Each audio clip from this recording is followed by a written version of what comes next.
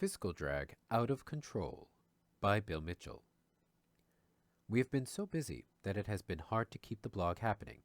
However, I cannot avoid making a comment on the latest news. There are two very disturbing trends on the economic horizon in Australia at present. First is the news from the Treasury, reported by the ABC News today, that the federal government has recorded a higher than expected budget surplus. Final budget outcome figures released by Federal Treasurer Peter Costello reveal an underlying cash surplus of $13.6 billion in the last financial year.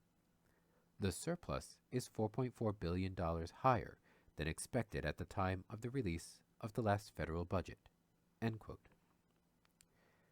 The stated reason for the surprise result is that there has been, quote, a lower than expected take-up of grant and subsidy payments across a range of programs, end quote.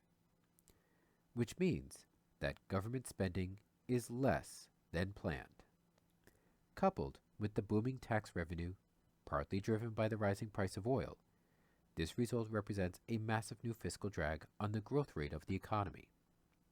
It reduces the capacity of the economy to produce enough jobs. Given there are approximately 1.8 million Australians with no work or not enough work, the handling of the federal budget represents a manifest failure of macroeconomic policy to pursue the essential goals of full employment and income maximization. In addition, the rising oil prices will probably start impacting on business costs and then pass through to higher prices very soon. The Prime Minister admitted this today. Then things get very interesting and worrying. It is likely the RBA will react by pushing up interest rates, which will have two effects. A.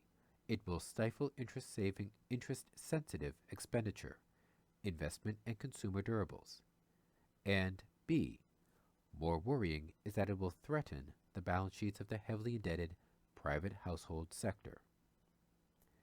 Bankruptcies on a wide scale will accompany any significant increase in interest rates. When these dynamics start to play out, the impact of the fiscal drag coming from the budget surplus will be revealed in a stark form. Then unemployment will rise sharply, and the downward spiral will worsen.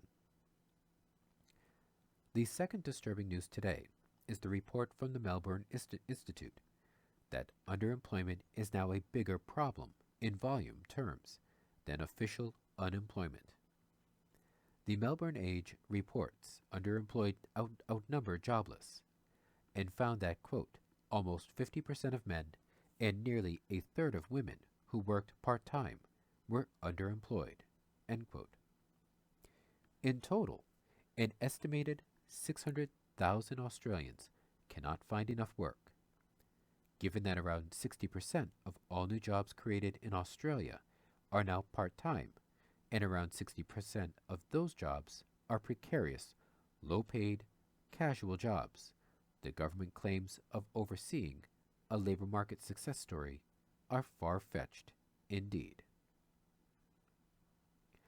It is clear that these trends point to a failed macroeconomic policy strategy. The Australian economy does not generate enough work for those willing to undertake employment. The government seems intent on making the victims take the blame with their pernicious work test regimes and stigmatization of the disadvantaged. It would be better going into budget deficit and creating jobs that offer enough hours for all those who want to work, for all those who want more work. That would be something which they could sing their praises about. As it stands, they are failures.